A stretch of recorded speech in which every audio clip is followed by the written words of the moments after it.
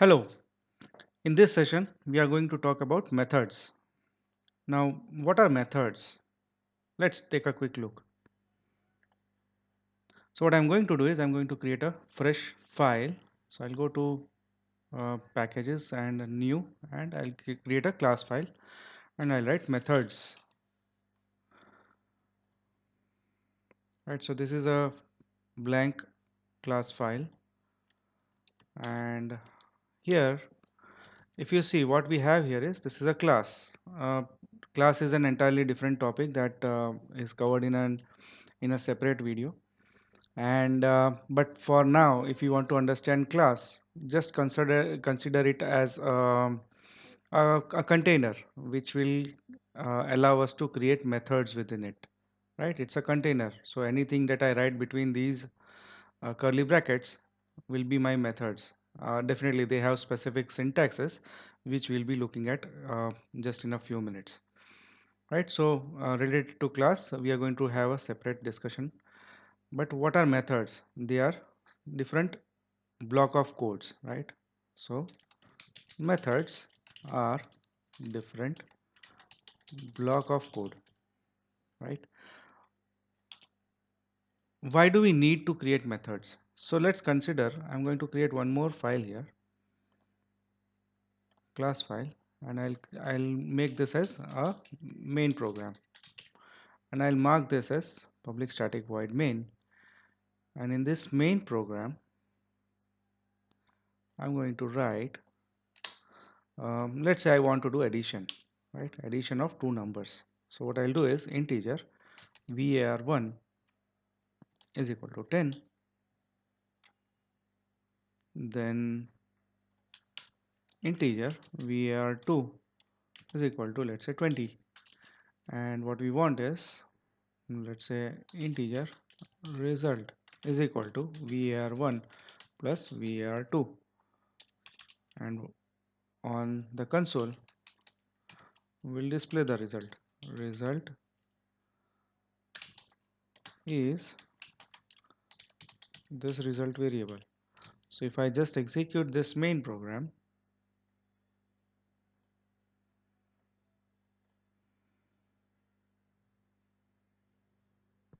yeah, so I get a result 30. Now what happens if I want to continue the same operation, the same addition operation with different values, right? So what I'll have to do is I'll have to either copy paste this, right? And what I can do is I can change the values here. For example, I'll make this 58, I'll make this, let's say, 98, and then I'll execute it again. So I get two different results. But do you think this is counterproductive? This should not be a way of doing the same operations again by repeating the code, right? That's not a proper approach to do. So if there is a block of code which is getting repeated, there's a block of code which is getting repeated. So what we can do is we can move that block of code in and make it as its own functionality, right? So for example, this block of code is allowing us to use two numbers, add them and display them on the console. So this block of code is performing addition for us, right? So let's do this in our separate file, which is this methods file. So what I'm going to do is I'm going to create a method. So how do you create a method? So a simple syntax of about methods, simple syntax is the access modifier, the return type, space return type, method name, round brackets, within round brackets, data type, parameter. Now this thing is optional, that is passing a parameter is optional, and then in curly brackets your implementation,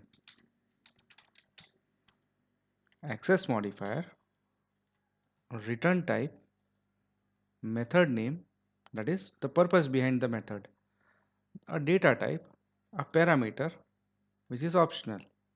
Parameters, this entire thing is optional. It's not mandatory. And then your implementation. So let's understand these things one by one. So access modifier.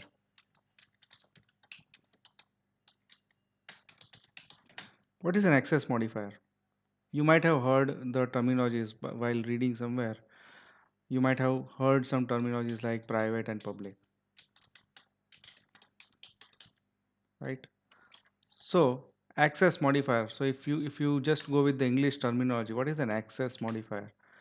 It specifies who should have access to this functionality. There are a couple of options there, but we'll look at only two of them. That is, one is private and one is public. Private is private, not to be shared with anyone outside the family. So this class is your family. So if I write it private, I don't want to share it outside the family, which means within the family, within this class, anyone within this class can be can access a private method. We'll look at that option. And the other one is public. Public means anyone even outside this family can access that particular method, right? So access modifier. Then a return type. Return type. So consider your insurance. You want to pay an insurance premium. So what you do is you probably ask someone from your office, let's say an office boy. You'll ask that person to, you'll give him some money and tell him to pay the premium. So what happens is he'll go and pay the premium and come back. He does not give you anything, right? So return type. He does not give you anything, nothing in return, which means that is one option. Or he returns the balance amount in return, right? You paid him 1000 rupees and the premium was for 800 rupees. So 200 rupees he'll come and give it back to you. So either he gives you nothing in return because the entire amount was paid, or he'll give you the balance amount. So there's a return type. Now still we are talking in terms of layman. We are not talking in terms of Java right now. Then the method name and identifier to understand the method. Method name, right? A custom name which allows us to identify the purpose of the method. Parameters, we'll look at it later on. So these three things are important for us. So let's create a method. Access modifier, we are going to create public. Return type, I'll show you. So access modifier public. Return type. For now, this guy is not going to return anything. This addition, because here in our this block of code, we don't want to return anything. I only want that these are the two numbers, just add them and display everything on console. I don't want anything in return, right? Whatever you have, send it to the console. So if you don't want to return anything, if you don't want your assistant, this guy, right? So methods are assistants.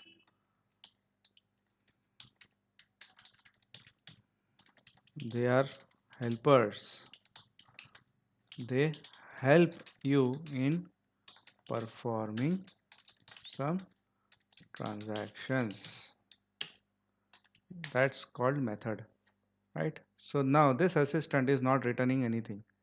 So we can write void if you are not returning any values. If you are returning some balance amount, we'll see what we want to do. Yeah. So if we are not returning anything, write void. Then the third part, return type done and the method name. So purpose, what is the purpose? Addition.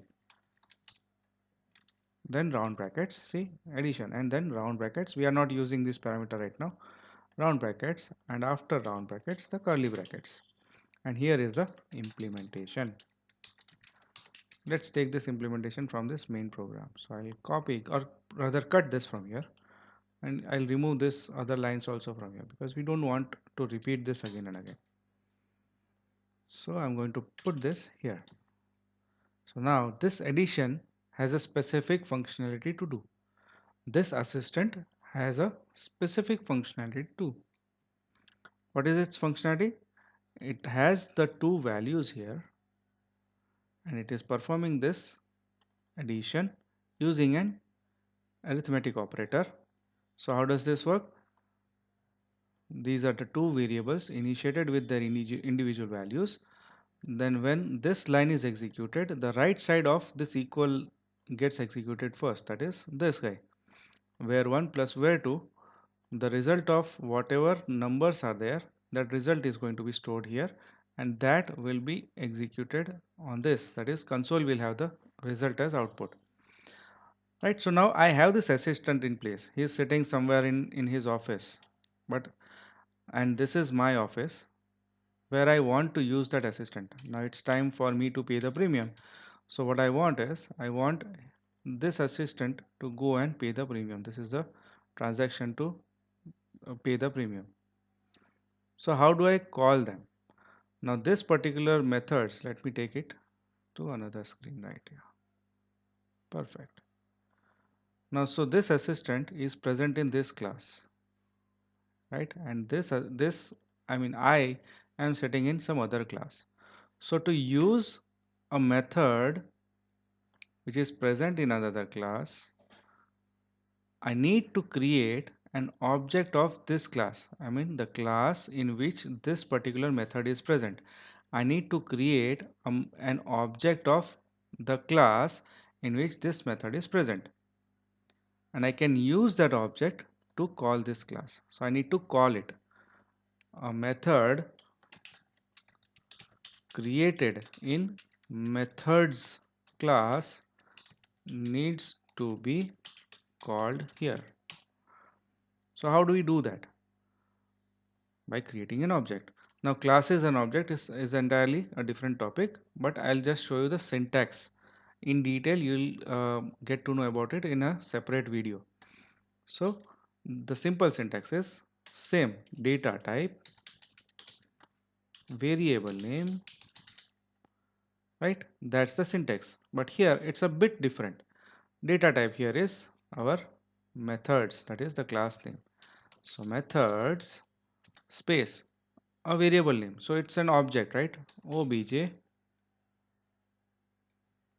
methods is equal to new methods. This is how you create an object of class methods, right? So this guy is staying in, so you are sitting, you are present, you are located in wing A, and your assistant is located in wing B. So we need to have a reference of wing B dot assistant A. This is your assistant A, because we might have multiple assistants here. This is your assistant A. So wing B dot assistant A, that is obj methods dot addition. And now instead of executing this program, I cannot execute the main program here. See, sorry, I cannot execute the methods program. See, if I right click here on the methods and I run as, it does not have an option here. Why? Because these methods need to be called. How about this guy? If I do main program, right click here and run as, it says Java application. Because this syntax, this is also a method, public static void main, it's also a method. But it's a special method which is used to recognize that this is an entry point for an application. The main program, public static void main, these are all combination of keywords. If I remove a single text from here. If I even make this M as capital, it will not allow me to execute. See, it won't allow me to execute. All it looks for is public static void and main with M small. Save. If I now execute, it shows me Java application. So this is also a method. It has a public access modifier. Static is a different keyword, does not return anything, and it's a method name, but this method name is a specific method name. So now, why does this get executed and not this? Because main has a special purpose, and because of this combination, it allows you to execute the program here. It allows you to execute the program here. But about this main methods.java, you don't have anything that can be executed on its own. We need to explicitly call this assistant. How? By creating an object of this class and using that object and then referring to the method that is present. So now if I execute the main program from here, it will give me the output as before. See, result 30. Similarly, what happens if I write public void subtraction?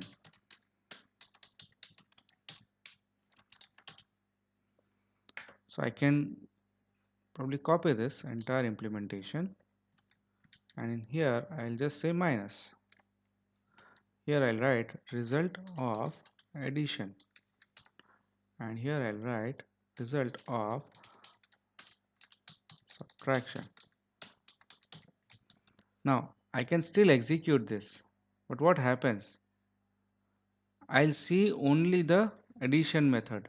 Why? Because that's the only method that I have called right now. So to execute this piece of code, this is my another assistant sitting in the same wing. Sitting in the same wing. See, assistant. This is my assistant A for addition, and this is my assistant S for subtraction. Again, located in wing B. So how do I call that? I can call that assistant using wing B dot assistant B. Sorry, S. So same thing I can do here. Obj methods dot subtraction. Now if I execute, see, subtraction, that is 10 minus 20. So the result now that we get is minus 10. Right? Right? So this is how you call methods. This is object creation. This is using the object and calling the methods. Method addition. Similarly, using the object and calling the method subtraction.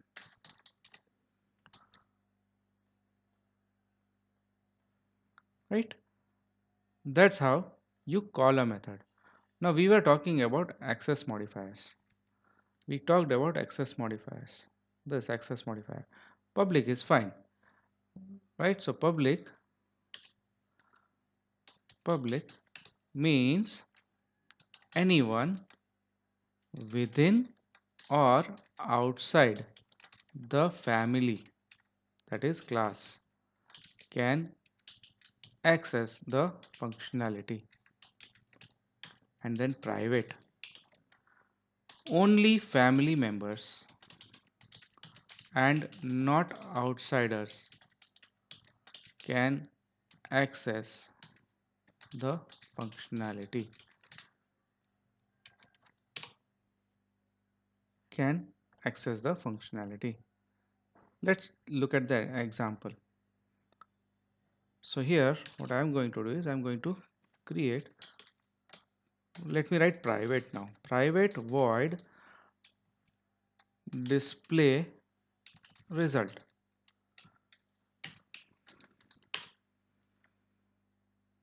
Or display message. display a message. Display result is also fine. Let's use display result. So whatever this result is, we'll display it there. So what I'm going to write is sysout result, and that result I'm going to display here. So how do I do that? So this particular result is present in this, I mean the scope of this variable. When I say scope, that is scope of result variable is within the method. Why? Because I have defined it within the variable. These variables are defined within this method. So scope of these variables is just within this method, right? What about, how about I using this particular value? If I want to use this value in another method, there are two options. Either I initiate it outside, so I can, what I can do is here outside I can write, that is at class level. When I create a variable here in integer results semicolon, now I have this results here, or result, sorry, this is result, so I have this result here. So this variable is defined at a class level, which means it can be used anywhere within these methods, which means I don't need to define it here. I can directly use it, right? See, I'm selecting it and this is getting selected. And similarly, now this is a local variable. If I write integer result, the scope of it is locally to this method. But this result variable, the um, the scope of it is defined at a class level, right? So this result variable is pointing to this initiation, whereas this result variable is pointing to this particular local scoped variable. So what I can do is, if I want to use it here, I have two options. Either I create this global variable, and that global variable I can use it here, result. So what will happen is, I'll comment this code now. I'll comment this code now, and what I will do is, I can call this method obj methods dot display result. See, I don't get it. Why? Because this is private, and if it is private, see, it is giving me a message is not visible, which means it says that it is present, but it is not visible. It is not able to access it, right? So this option won't help us. Private method won't help us. So let's make it public for now. So public, and if I save it, this error would go.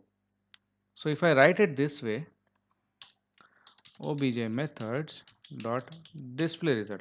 So I have commented these statements for now, and this is what it will be displaying. So now if I execute, it will perform addition, and then result is displayed, and then subtraction and result is displayed. So it will perform addition, it will perform addition. This result variable that is globally defined will be updated with this value, and then I am calling the display result, that is this, right? So it will display the result, whatever is present in this variable it will display. Then it goes to subtraction method, that is this method. It will go through these three steps, update the result variable, and here is where it will display the result again at this particular line, right? So this is option one. As I mentioned, there are two options. Either I can do it this way by creating a global variable, but that's not, I don't prefer that. So instead of doing that, what you can do is, if you want to create a private one, because I don't want to access this display result here, what I want is, this line is getting repeated again. See, this line is getting repeated again. So what I want is, I want to have a local assistant. When I say local, local at this class only. I don't want this assistant to be accessed by someone else, by me. No, because this assistant is very busy in paying the premiums. So what they do is they take help of someone else to to file the document that they get back, right? So what we can do is we can make this as private,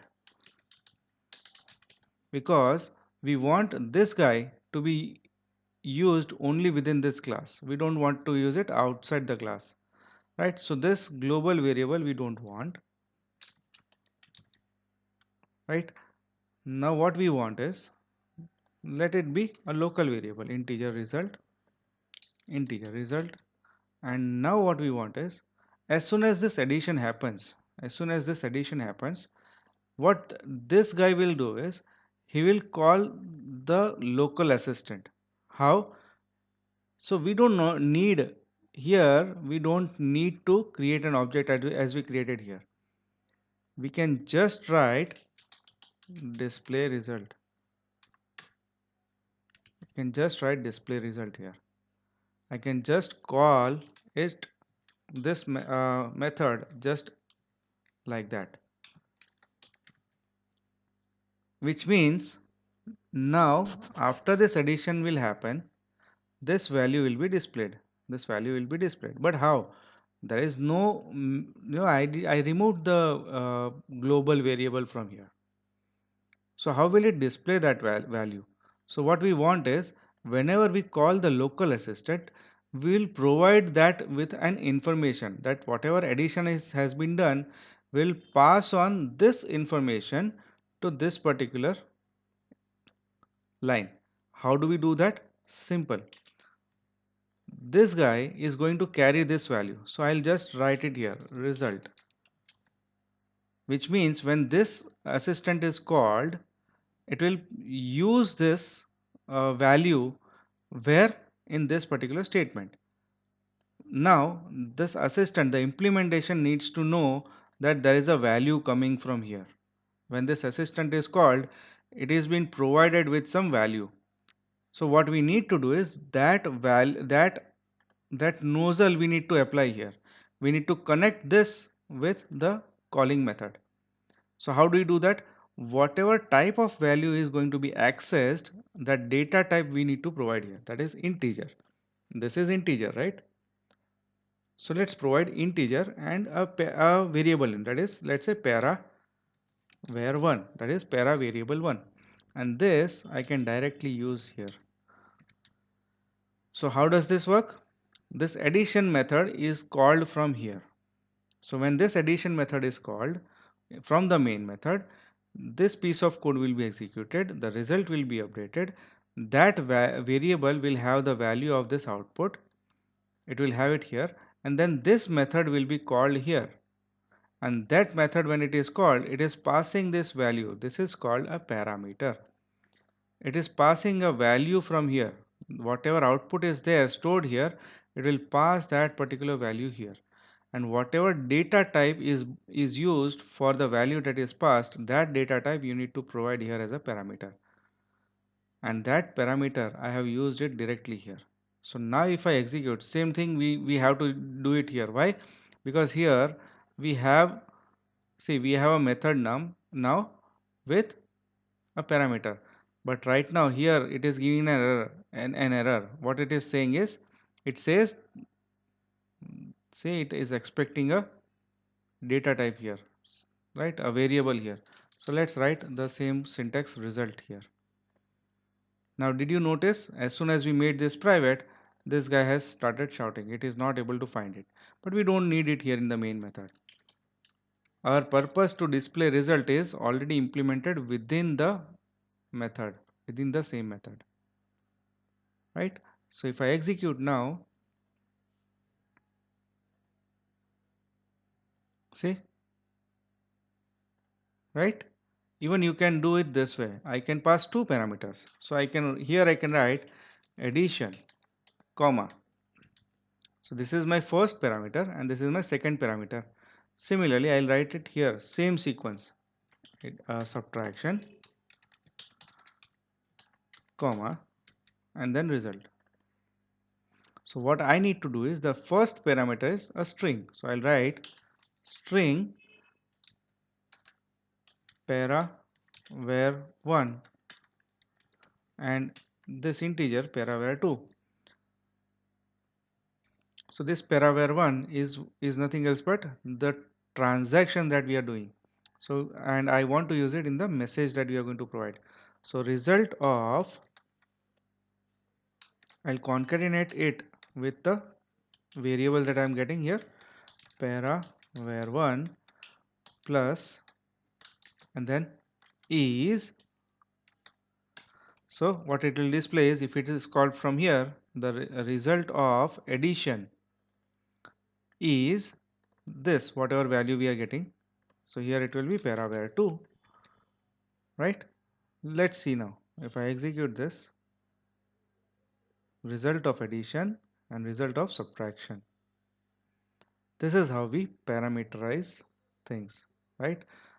Writing a method, writing a method, public methods, public method, private method, without parameter, without parameter, with one or more than one parameters of different data types, right? Now let's look at the third option. That is, let's consider public void division.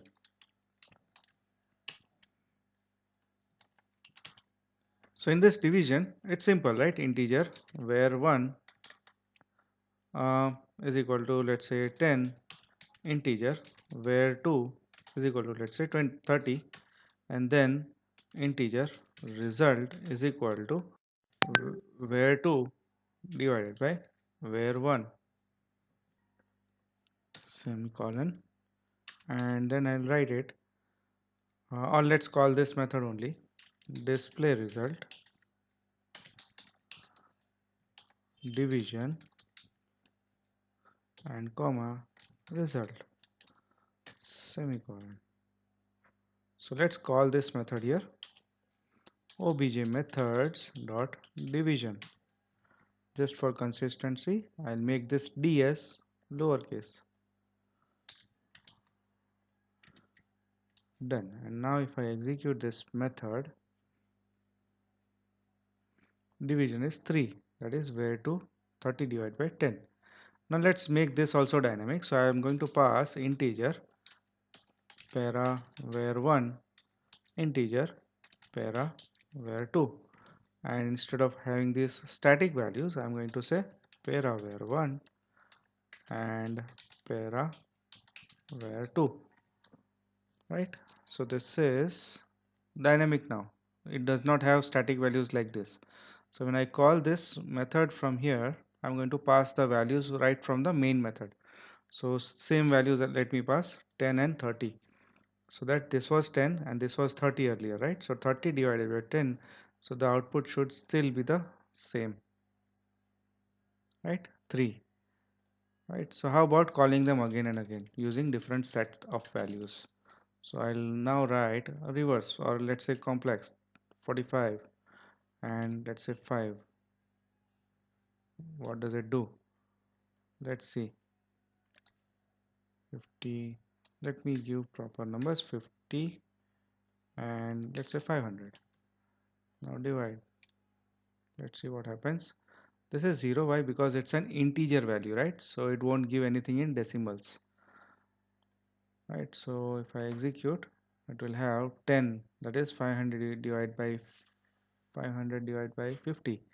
10, 0, this is fine. How about something like this? 10 and 0. What do we get? We get a 0 value. Sorry, let's write a reverse value now. So now I write 0 and 30. So what does it give? It gives us, oh, it gives us an error. What does it say? Divide by 0, right? So it is, we are getting an exception, arithmetic exception, divide by 0. Why? Because the denominator cannot be 0, right? So in under such circumstances, we can manage it, and rather than doing the division, we can add some conditions to it. So what I can do is I can just write here if what is the denominator? Var1. So if var1 is equal to 0, I'm writing a condition. If var1 equal to 0, then return false. Else do this transaction, all these transactions,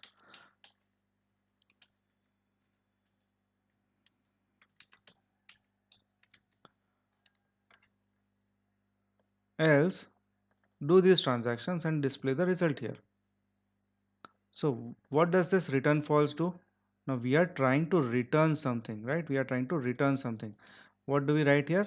If it is returning something, right? It is returning something. So return type, that is the data type of the type of value that is returned, which means this false, true and false we use for Boolean, right? We use for Boolean values. So I can write Boolean here.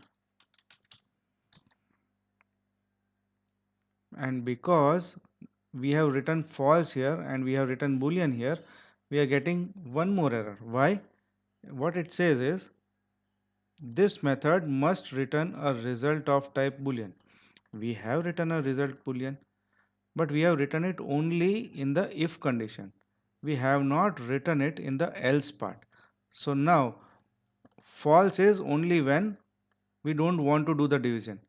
But if we want to do the division, we have done the division, displayed the result, then we can write return true, which means the division went fine. And this thing, now if you hover it, if you hover this main, this says Boolean, it is returning some value. Same thing, if you hover it here, it says void. See, for addition also, it says void. But for division, it says Boolean. It is asking for two parameters. So if we are getting true or false here, we can manage it here. That is if this is equal to true. Either we write double equal to true or we don't write, that is fine. So if we write a condition, we can just manage it here. Sys out division, sorry, or we can just write denominator cannot be 0. We can give that message somewhere. Either we manage it here or we manage it in the display result, wherever we want to manage, right? Wherever we want to manage it. But now if I execute, I won't get that divide by 0 error. See, I'm not getting that message. Here we can just put an else part to it.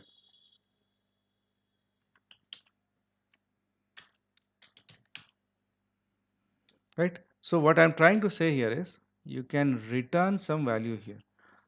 Let me give you, this is Boolean, let me give you another example to make it more clear.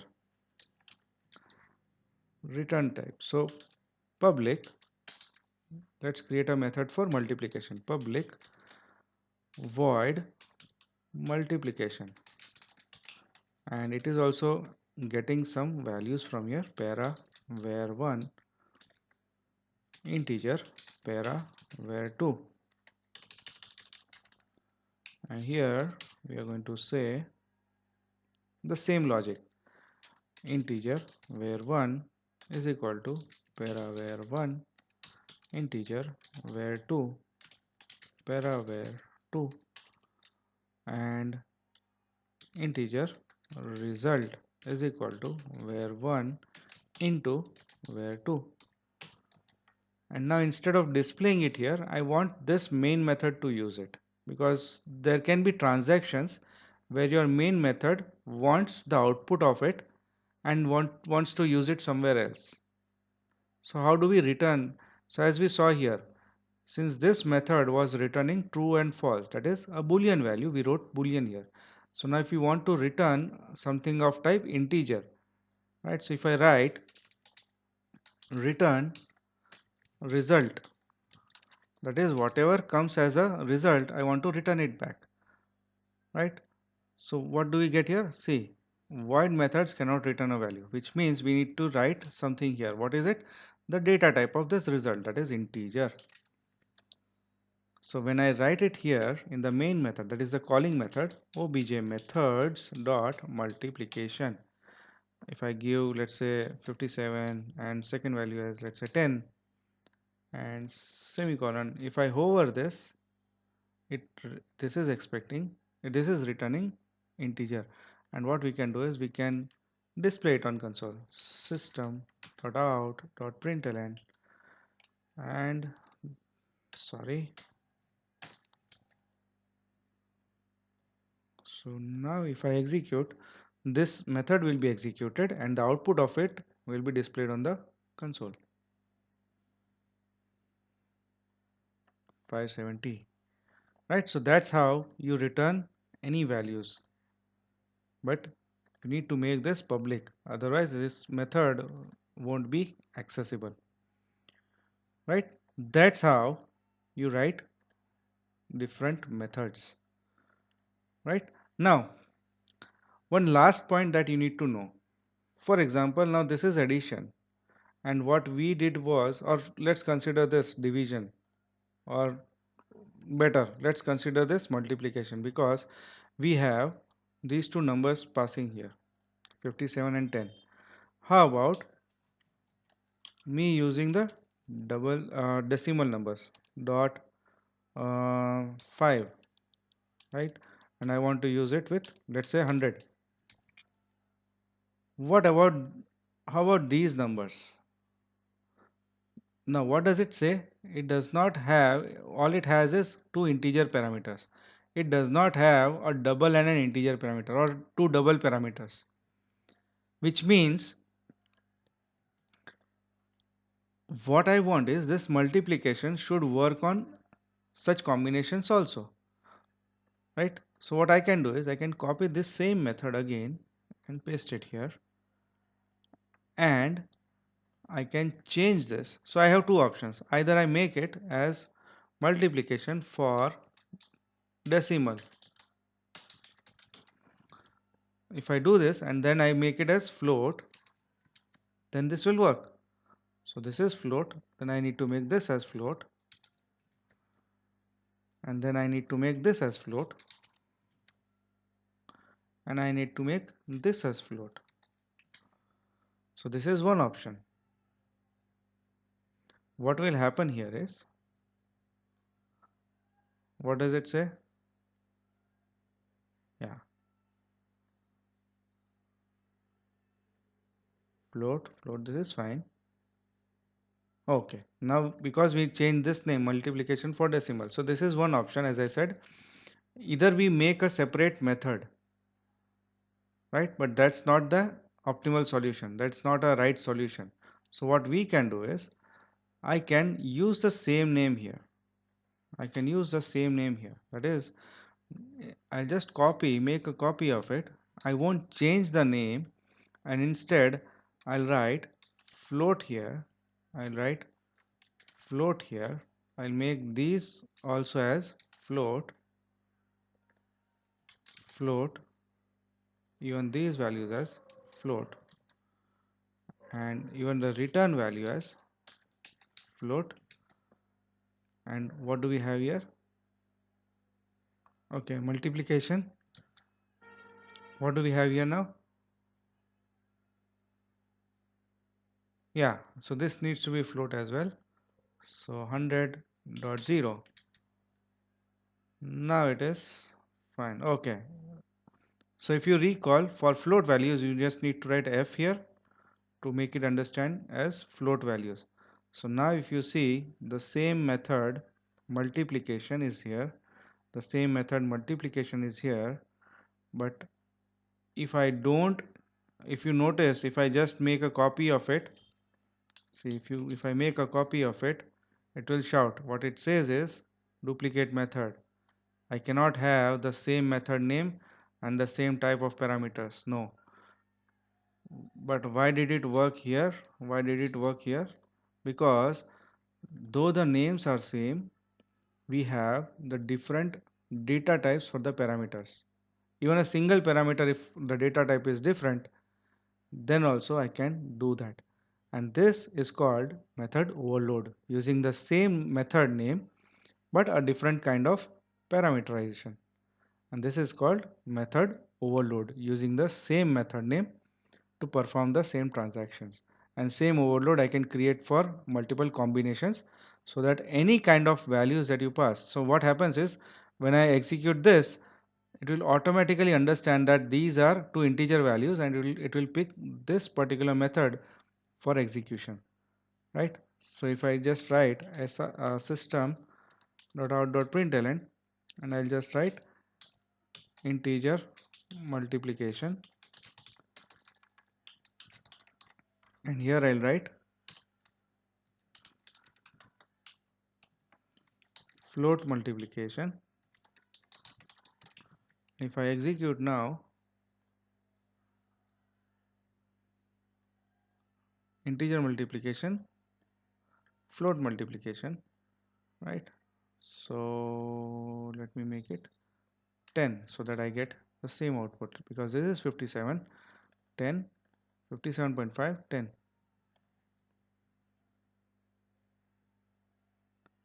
right? So that's the output that I am getting.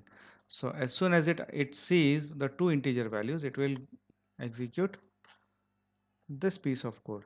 As soon as it sees the two float values, it will execute this line of code. I mean this block of code, right? So using the same method name but different types of parameters is called method overload, right? So that's pretty much it about methods, and that's it. Thank you.